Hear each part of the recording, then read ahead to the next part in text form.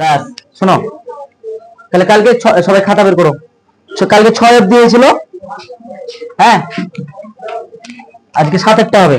আমাদের মুক্তাদের ভিডিও করছে, তোমরা খাতা খুলো, ঠিক আছে?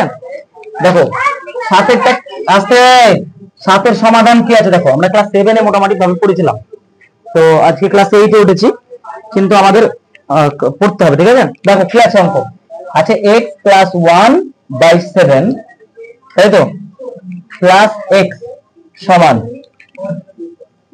3x - 4 by 14 plus 6। দেখো তো আমরা ঠিক করলাম কিনা? বেশ ঠিকই আছে। একটা কথা মনে রাখবা, এই যে চ্যাপ্টার থেকে সমাধান যেগুলো করছি আমরা, এগুলোতে কিন্তু একটা কোশ্চেন আসবে যেটা 3 নম্বরে, মানে 3 নম্বর থাকবে।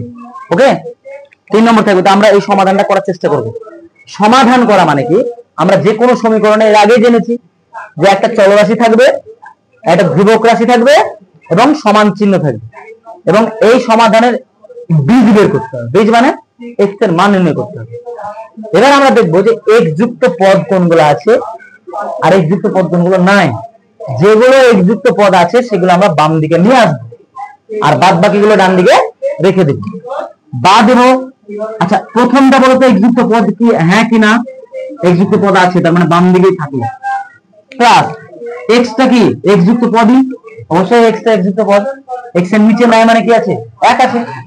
আচ্ছা সমান দিয়ে আমরা যে এই সংখ্যাটা দেখবো, এই নাম্বারটা, এটা দেখো, এটাও কিন্তু x যুক্ত পদ। তার জন্য আমরা কি করবো? বাম দিকে নিচে চলে আসবো। প্লাস আছে, এদিকে কি হলো? -3x - 4 by 14। বলো কারো কোনো অবজেকশন? তারপর এখানে সমান দিব, যা ছিল ডান দিকে 6 লিখে দেবো, ঠিক আছে? বোঝা গেল? এটুকু তুললাম, বেশ। তাহলে এবার দেখো, এবার আমাদের কাজ কি? লব বাই হর, ভগ্নাংশের যোগ বিয়োগ করা, তাই তো? ভগ্নাংশের যোগ বিয়োগ যদি করি আমরা, তাহলে এখানে কি আছে? 7 আছে, এখানে নাই মানে কি আছে? টাইম দিয়ে দিকে 1 আছে, আর এদিকে কি আছে? 14 আছে। তাহলে 7 1 14 লসাগু কত হবে? বোঝাই যাচ্ছে যে কত হতে পারে? 14 হবে নিশ্চয়, তাই না? লসাগু 14 হলো। এই নিয়ম কি? নিচেরটার সঙ্গে নিচেরটা কি ভাগ, 7 দুগুণে 14, তাহলে 2 দিয়ে গুণ, তাহলে 2 দিয়ে গুণ হলো 2x প্লাস 2 কে 2। কেন 2x প্লাস 2 হলো বুঝলাম? বুঝলাম না? এই 7 দিয়ে ভাগ করলাম, 2 পেলাম উত্তর। ওই 2 কে 2x প্লাস 2 কে 2। এখানে কি চিহ্ন আছে? প্লাস চিহ্ন দিয়ে দিলাম। এখানে x এর নিচে নাই মানে কত আছে? 1 আছে। 1 কে 14 দিয়ে ভাগ করো, 14 পাবো উত্তর, তাই কি না? সেই 14টাকে কাকে গুণ করবো? x কে। তাহলে 14 গুণিত x মানে কি? 14x। এখানে কি চিহ্ন আছে? মাইনাস। এই জায়গাটা একটু ভালো করে মন দিয়ে শুনবা। মাইনাস আছে, দিয়ে দিলাম। 14 1 কে 14, উত্তর কত পেলাম? 1। 1 কে 3 দিয়ে গুণ করলে কত হয়? 3 হয়। তাহলে 3x হয়ে গেল, হলো? এখানে মাইনাস ছিল, এখানে কি আছে? মাইনাসে মাইনাসে প্লাস, 4 1 কে 4। বলো কে বুঝতে পারোনি? ঠিক আছে, সমান যা ছিল তাই 6 লিখে দিলাম, ঠিক আছে? এবার কি করব? এই যে নিচে আছে x যুক্ত পদ এগুলো, তাহলে নিচে যে 14 আছে এটা ভাগাকার আছে, ওদিকে গেলে কি হবে? গুণাকার। বা আচ্ছা উপরে উপরে আমরা কি করব? যোগ বিয়োগ করব, ঠিক আছে? x গুলোকে একদিকে দেখব। আচ্ছা এটা কি আছে? 2x, এটা কত? 14x প্লাস আছে, তাহলে 2x আর 14x যোগ করলে কত x হয়?